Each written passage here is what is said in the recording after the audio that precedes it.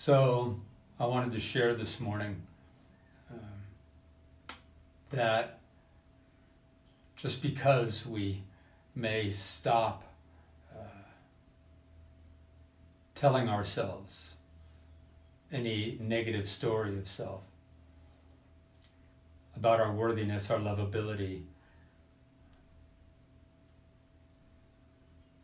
our sense of place in the world, any maligned or negative thought about self, just because we stop saying those things to ourselves, and even when we stop thinking them so readily, when we learn our true nature, our true eternal peace, it doesn't mean that those old habits of thought, habits of belief, the neural firings, that those aren't still active within us. And they're like echoes. It's as if we've been, imagine yelling out to a distant canyon wall, "I'm unworthy, I'm not lovable, I'm not as good as anyone else." Just because we stop yelling those things to ourselves and we've learned to know our true nature, even resting in that absolute peace of our truth, those echoes will come back. They'll come back, and they will arise as an emotional feeling, as it being triggered by something in life. They will arise as an old neural firing, an old emotional sensation. It's just habit. Another analogy is if you've got a smooth pond, a clear pond, and you've been throwing thoughts like rocks and pebbles of again, disempowering images and ideas and beliefs about self, been throwing those into the pond. Just because you stop doesn't mean the pond automatically calms. The ripples go out and they bounce off of old relationships and jobs and situations, and they ripple back, and we think, well, I've been done with that. My pond has been calm for a while, or the echo hasn't returned from the canyon. Everything's been quiet and peaceful for a while, but then an agitation arises. For me, that happens every 6 weeks or so, month, 2 months. There's a return of a old emotional upheaval, an arising of shadow, an arising of old energetic patterns and habits. This last one kind of seemed to pass last night, but it lasted about 5-6 days. Just old feelings of feeling very alone and outcast and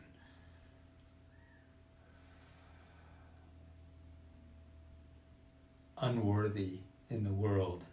And they just arise. And the feelings are, there's an anxiety, a discontent, a loneliness.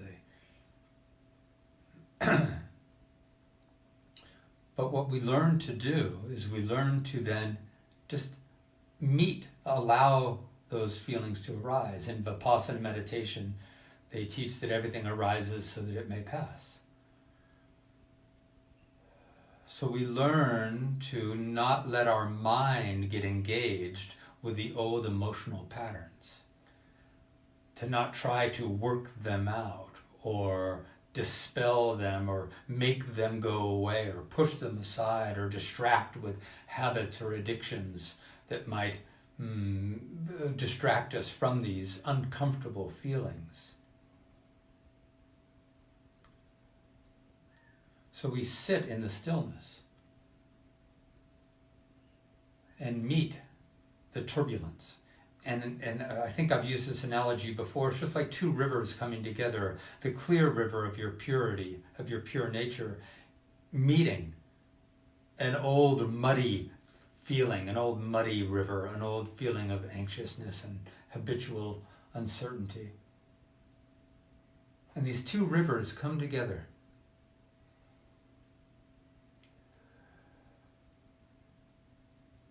And the peace, it doesn't feel peaceful at the time. But it no longer feels like a panic of the mind either, meeting these old echoes coming back and saying, I thought I was done with that and I got to get rid of it and I don't want it to be back and when will this finally go away? It's just allowing and meeting that muddiness of self to meet the purity that we've come to know within our meditations. And eventually they blend and it's less muddy. And then eventually the silt, the illusion, the shadow fades, drops out of the experience, and that you're left back in the pure nature of being. The other analogy is, imagine that pond, that clear pond analogy, that there's a stillness that we've achieved in our life, but then these old ripples come back of these feelings of discontent and constriction and anxiety. And when they come back, if we meet them with mind, if we struggle with those feelings out of panic and fear and needing them to go away or distracting ourselves with addictions, it's just meeting old emotional states of being with thoughts, with mind, with more ripples, with more thoughts. You're just throwing more stones into the pond, even though you're trying to throw thoughts, good thoughts, into the pond. You're still throwing mind into the equation. And it would be like your still pond getting disturbed by ripples and taking your hands literally and trying to smooth out the pond and wondering why it's not smoothing out. So the invitation here is to be patient and have faith. And for me, this last week, I just kept coming back into a resting of the recognition of the eternal nature of being beyond all thoughts, beyond all old habits that are just old habitual energy patterns that are arising and want to be met with peace so they can be absorbed back into the peace. Turbulence doesn't want to be met with turbulence. It just creates more turbulence. The old echoes, the old ripples, the old habitual patterns, if they can be met with peace, they will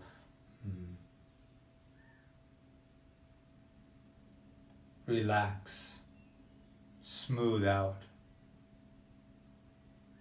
melt into the peace.